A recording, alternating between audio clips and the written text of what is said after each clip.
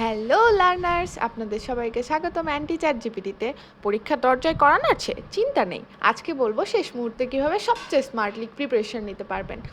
অনেকেই শেষ সপ্তাহে গাদাগাদি করে সব পড়তে যায়, ফলাফল টেনশন, ঘুম কম আর মাথা একেবারে গুলিয়ে যায়।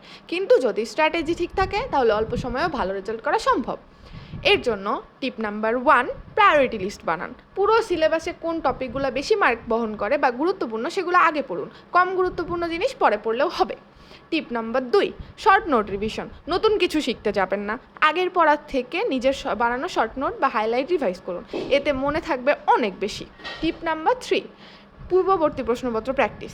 সব প্রশ্ন বেশিরভাগই পাস্ট ইয়ারের প্রশ্ন থেকে আসে, তাই পাস্ট ইয়ার প্রশ্ন সলভ করুন, এতে বোঝা যাবে কোন ধরনের প্রশ্ন বেশি আসে আর পরীক্ষার কনফিডেন্সও বাড়বে। টিপ নাম্বার 4, ঘুম আর বিশ্রাম নিন। অনেকে ভাবে সারা রাত জেগে পড়লে মনে হয় বেশি মনে থাকবে, আসলে উল্টো।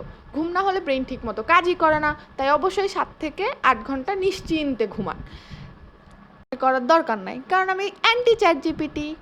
পারবো না, কারণ আপনি নিজের কাজে ভিডিওটা দেখেছেন। টাটা।